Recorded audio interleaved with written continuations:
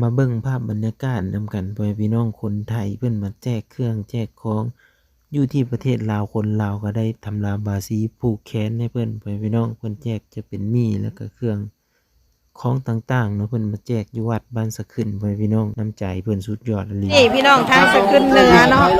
แม่เฒ่าจนสิหิวบ่อยากได้เนาะมื้อนี้แม่เฒ่าก็ดีใจเนาะตอนนี้ทางพี่น้องทางจากฝั่งไทยเพิ่นได้มามอบของให้พี่น้องชาวบ้านแบ่งปันน้ำใจให้พี่น้องชาวบ้านบ้านสะขึ้นเนาะมี1กล่องกับของเขาเอิ้นว่าธงซูซี่เนาะนับแต่แป้งนัวเกลือครบพี่น้องคงนมเจอหน่อยที่สองขอบใจเชิญเฮียเขาไปแจกเลยมันจังไวมันจังบ่แดดเพี้ย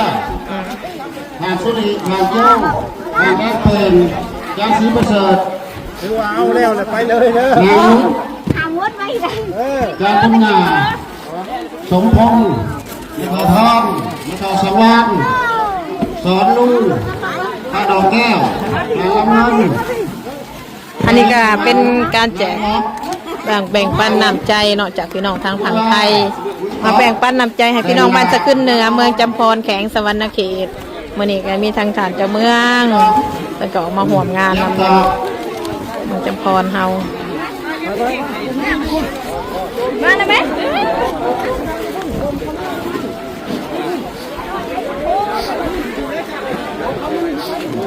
เบิ่งกันไหนเบิ่งลูกลงไหนเด้อ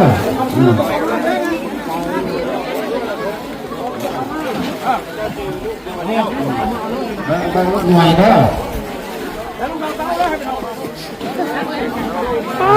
เป็นได้ดีใจบ่ได้นะดีใจหลายเนาะอยากให้มีอิสระฮะก็เคยเห็นนี่แหละพี่น้องมันไปงานมานี่ก็ฮะก็มาเห็นผู้ใจดีอย่างอีกหลายพี่น้องในโลกมนุษย์เท่านี้เนาะอันนี้คนมาแบ่งปันใกล้ยังไม่เท่าจนเอาเมื่อปุ๊บไม่เท่าว่าได้แต่ท้องอันนั้นก็ดีใจแล้วล่ะคนว่าได้ยังได้ฮอตมีไม่เท่าย่างกับโปรยาบายนี่แหละพี่น้องนำใจจากพี่น้องทางฝั่งไทยเนาะ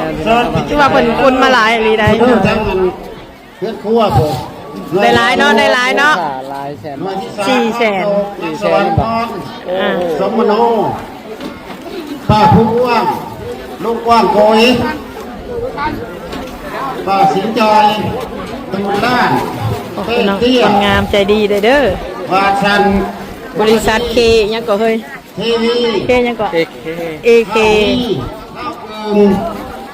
บ้านแหลมคำคนแจกเบิดหมู่บ้านเนาะให้เบิดหมู่บ้านเก็บนี้น้อยดินใส่กุศล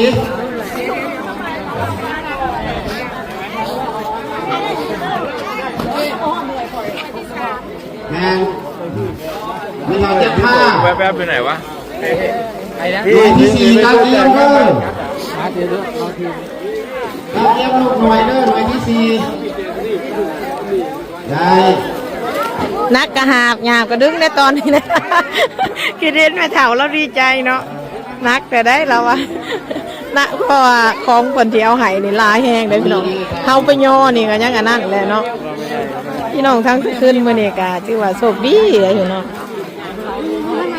มีหลายพี่น้องมาทางนี้คนม่วนเนาะหลายคนประเทศมันก็อยากมาต่อแถวแล้วบีไปแล้วมาผิดแล้วบีแล้วไม่เท่าอันนั้นอย่างฉันบ่อยากได้เนาะถึงที่บริการถึงที่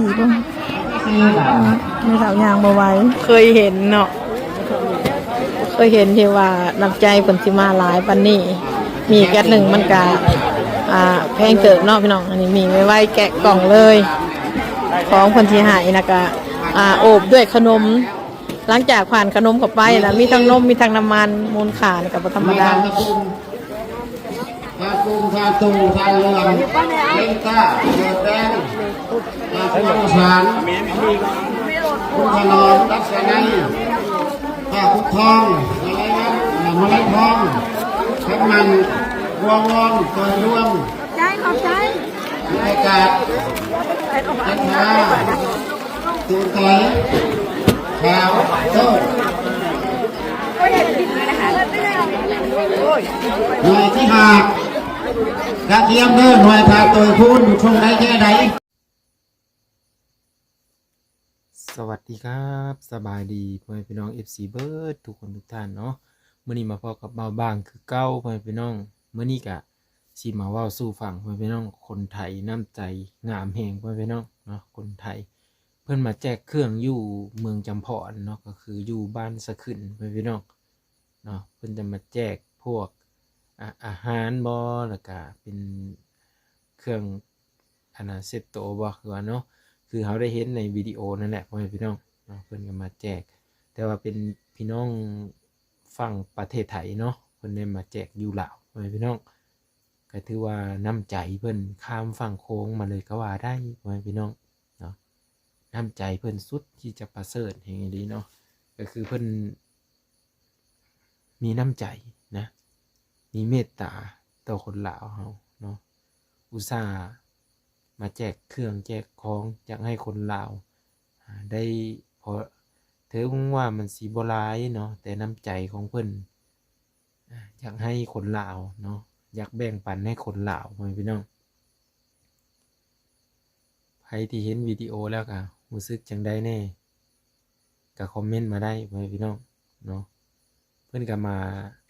แล้วเพิ่นสิไปแจกอยู่ทางใดแน่ก็เพิ่นว่าบ้านสะขึ้นเนาะเพิ่นว่าอยู่บ้านสะขึ้นเพิ่นก็มาเป็นทีมงานหลายๆเลยพี่น้องแต่ว่าบ้าบ้างบ่ได้เอามาให้เบิ่งหมดเนาะอันนี้ก็บ้าบ้างเห็นในซ่องของบุญส่งเลาะกินเนาะเพิ่นว่าพี่น้องคนไทยมาแจกเครื่องอยู่ประเทศลาวอยู่ที่บ้านสะขึ้นพี่น้องกา FC ของบ้าบ้างนี่ก็น่าจะมีเนาะคนที่อยู่บ้านสะขึ้นถ้าว่ามีก็ติดตามไว้พี่น้องกาบ้าบ้างคัดชื่อบ่ผิดนะเพราะว่าในช่วงที่ ฤดูฝนเนาะประมาณปีกายนี้มี FC คนหนึ่งเพิ่นว่าไปบ้านสะขึ้นให้เบิ่งแน่เพิ่นว่าแต่ค่อยบ่ชื่อว่าสะขึ้นเหนือหรือสะขึ้นใต้เนาะค่อยก็ได้เข้าไปตัวนี้ก็ได้แต่ว่าบ่รู้จักว่าสะขึ้นเหนือหรือสะขึ้นใต้แต่ว่าตัวที่เพิ่นมานี่น่าจะแม่นสะขึ้นเหนือเนาะตัวที่เพิ่นมาแจกนี่นะพี่น้องก็ถือว่าน้ำใจคนไทยนี่ประเสริฐหลายพี่น้องเนาะเพิ่นมีน้ำใจมาแจกเครื่องแจกเครื่องแจกของให้คนลาวเนาะเพิ่นก็น่าจะมีหมู่เพื่อนด้วยทางพี่แหละเพิ่นจึงมาแจกได้เนาะและก็อยู่ทางบ้านนั่นเพิ่นก็พร้อมเพรียงเฮียงหน้ากันเฮ็ดผ้าขวัญแล้วก็ทำลาบาสีเพิ่นเนาะผูกแขนมัดแขนแล้วก็มีใบย่องยออีหยังนี่แหละเนาะที่เพิ่นมอบให้นะแต่ว่าบ้าบ้างบ่ได้เอามาให้เบิ่งเนาะพี่น้องก็ถ้าใครอยากเบิ่งวิดีโอเต็มก็เข้าไปเบิ่งเนาะบุญส่งลอกกินนะเพิ่นก็เอาลงอยู่พี่น้องเพิ่นก็เอาลงอยู่เนาะอยู่ที่บ้านสะขึ้นเด้อพี่น้องเด้อผู้ใดเคยมาในบ้านสะขึ้นเนาะก็น้ำใจเพิ่นก็สุดยอดเอลิประเสริฐพี่น้องน้ำใจที่ประเสริฐมีจิตใจที่จะแบ่งปันให้พี่น้องคนลาวเฮาเนาะเพิ่นก็ว่าเพิ่นไปทำงานอยู่พุ่นเนาะคนลาวเฮานี่แหละเนาะบ้านสะขึ้นเองไปทำงานอยู่พุ่นแล้วก็เพิ่นก็เยอะตอบแทนคุณงามความดีของบ้านเนาะเพิ่นก็เลยว่านำเอาหมู่คู่นำเอาคนใจบุญใจกุศลนั่นแหละเนาะทางพุ่นนะมาบ้านเนาะมาแจกเครื่องมาบริจาคเครื่องของพ่อพี่น้องก็เพิ่นก็ไปบริจาคอยู่วัดเนาะก็คือเขาได้เห็นในวิดีโอนั่นแหละเนาะ เพิ่นก็มาหลายคนได้พ่อพี่น้องมาหลายคนซอยกันคนละเล็กละน้อยมันซอยกันเนาะก็คือเขาได้เห็นนั่นแหละหลายเนาะหลายคนนะเพิ่นก็แจกมีปลากระป๋องมาอยู่ในธงเนาะเพิ่นจะเฮ็ดเป็นธงแจกให้แต่ละคนมีแม่ใหญ่ผู้หนึ่งเพิ่นนักเนาะเพิ่นก็โอ้มให้จนเทียบจะบ่ได้พุ่นแหละเพราะมันนักพี่น้องเนาะนักก็น่าจะมีน้ำมียังยุยาทาหนังเพลินต่างๆเนาะเพิ่นก็มีอยู่ในนั้นหันเพิ่นแบบพ่อพี่น้อง อยู่ในธงตัวนั้นเนาะธงซูซี่เพราะว่านะประมาณนี้เนาะถ้าว่าผิดพลาดขอโทษขออภัยหลายๆเนาะนี่แหละคอยจึงว่าคนไทยนะคือคนมีน้ำใจเนาะบ่ว่าจะอยู่ในประเทศเพิ่นก็ดีเนาะหรือว่า เพิ่นฮักแพงคนลาวที่ไปทำงานอยู่พุ่นนะไว้พี่น้องแรงงานลาวที่เข้าไปทำงานในประเทศไทยนะเพิ่นฮักแพงเพิ่นมีเมตตานะจนว่าสามารถมาแจกเครื่องอยู่ประเทศลาวได้เนาะก็สุดซ้ำนั่นแหละพ่อพี่น้องเนาะสุดยอดอีหลีหาได้ยากเด้อนำใจเพิ่นนี่เนาะนั่นแหละคนลาวเฮาก็ยังว่าลงหักประเทศไทยเนาะหลายๆคนก็ได้เนาะไผที่บ่เคยไปประเทศไทยก็บ่ได้ลงหักไว้พี่น้องเนาะถ้าไผเคยไปแล้วก็คือประเทศที่เจริญรุ่งเรืองเนาะแต่ว่าค่อยบ่ได้เคยไปประเทศอื่นเนาะจะน้อยพวกเราบ่ว่างเว้าย่องแต่ประเทศไทยว่าซั่นไปเบิ่งประเทศอื่นแนวว่าซั่นประเทศอื่นก็บ่รู้จักเนาะเพราะบ่ว่างบ่เคยไปนะเคยไปฮอดแต่ไทยเนาะก็เลยเห็นความงามก็เลยอยากเอามาให้เบิ่งเนาะน้ำใจคนไทยไปพี่น้องน้ำใจคนไทยคือ